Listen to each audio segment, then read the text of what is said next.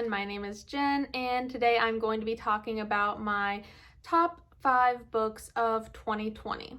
So I know I am super late on this trend. I know it's February, but I did read a few really good books in 2020 that I just wanted to talk about. So shockingly, 2020 was probably my worst reading year I've ever had, which is sad because I had so much free time. But I think I was just in a weird mood because of lockdown and quarantine, and nothing that I was picking up was really piquing my interest too much, so I just didn't get a lot of reading done. I ended up watching a lot of anime. So much anime. But I'm going to get started and showing you the top 5 books I read. So coming in at number 5 is The Night Sister by Jennifer McMahon. This is a story about Amy, Piper, and Margot, and they are all friends that live in or near this motel that Margot and Piper's parents run. And they are always there and playing together, and while they're exploring this old creepy hotel, they discover something that tears their relationship apart. So the book actually jumps between Amy, Margot, and Piper, and Sylvie and Rose's story. Sylvie and Rose are 2 little girls that lived in the motel back in the 1950s when their parents ran the motel. So the story is kind of switching between current day and then the 1950s with Sylvie and Rose. And Jennifer McMahon does this a lot in her books. She is really good with switching the 2 timelines to kind of put 2 different stories together to kind of figure out what's going on. She does this in The Winter People and Promise Not to Tell as well, and I loved both of those too. So this was just a really quick, creepy read. The ending wasn't exactly what I wanted, but it was still good, and it was definitely one of the better reads I had for 2020. I gave this one 4 out of 5 stars. So coming in at number 4, I have Needful Things by Stephen King. This is about a thrift store that opens up in the town of Castle Rock, and whoever goes into the thrift store always finds what they need, and as long as they're willing to pay the price for it. This was such a quick read for me, even though it is a chunky boy.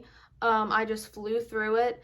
I really loved how the payments for the things that they got at the store was always so seemingly random and strange, and you really didn't understand how these things were going to kind of mesh together into the larger story, and when they did, I just loved that. A lot of the people that come into the store to get the thing they need are just like really slimy and just gross people, but then you do have a couple characters in here that you do end up really feeling bad for. I know a lot of people say that they think a lot of this could have been edited out, and I do agree with that on a lot of Stephen King's books, but for this one I thoroughly enjoyed just like the deep dive into the characters and the side stories and just all the little things that were put into this. It's definitely one of my favorite Stephen King's, if not my favorite, and I gave this one 5 stars. So coming in at number 3, I have The Dark Book of Gwenna Luna by Gunther Primig. Just like it says on the front cover, this is a book of 6 dreams of the supernatural. So we have the overarching story of Gwenna Luna. She goes into a psychiatrist's office, and while she's there, she shows him her book of dreams of things that have all supposedly already happened, and they are just so creepy. There's one about a vampire, a child-eating giant, and there's one about a haunted laboratory, and that one was my favorite. I felt like that one was definitely the creepiest. There's also one about Jack the Ripper. Short stories are usually not my thing. I usually have a really hard time getting into short stories. I loved every single one of these. The atmosphere was so creepy and fantastic, and I know the author is coming out with a second book. I believe I've read that he's currently working on it, so I cannot wait for that one. And it's a nice little short book, but it was so good, and there's illustrations in it too. So I highly recommend this one, and I gave this one 5 stars. So my number 2 is 12 Nights at Rotterhouse by J.W. Ocker.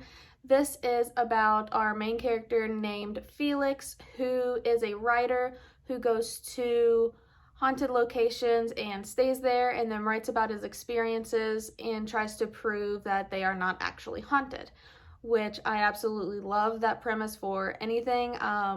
For books, movies, TV shows, I've read The Last Days of Jack Sparks, which is kind of the similar premise, someone writing but about something haunted or supernatural and they don't believe in it. Another thing I really binged and got into over quarantine was the BuzzFeed Unsolved Supernatural episodes. I'm sure you guys know what it's about, but it's these two guys and one of them really believes in ghosts and the other one doesn't. And it just cracks me up. So I love that premise with everything. But Felix decides to stay at the Rotterdam mansion for 13 days. He is going to not have any contact with the outside and he's not going to leave the house for 13 days. I felt like this was a pretty unique take on the haunted house story. By the end of it, I actually really felt bad for Felix with everything that had happened. I'm not sure if I was supposed to feel bad for him, but I definitely did. And this was just such a fun read, and I definitely recommend it. And I gave this one 5 stars. So finally, at number 1, my favorite read of 2020 was The Devil in the Dark Water by Stuart Turton. And this is his second novel. His first novel was The Seven Deaths of Evelyn Hardcastle, which I had read the previous year, and I absolutely loved it. It's one of my favorite books now, which is very shocking because I typically do not enjoy the Groundhog Day trope, but he did really well with that one. And so when I found out his second book was coming out, I was so excited. But when I started it, I was really nervous because I didn't know if it was going to live up to my expectations of how much I loved Evelyn Hardcastle.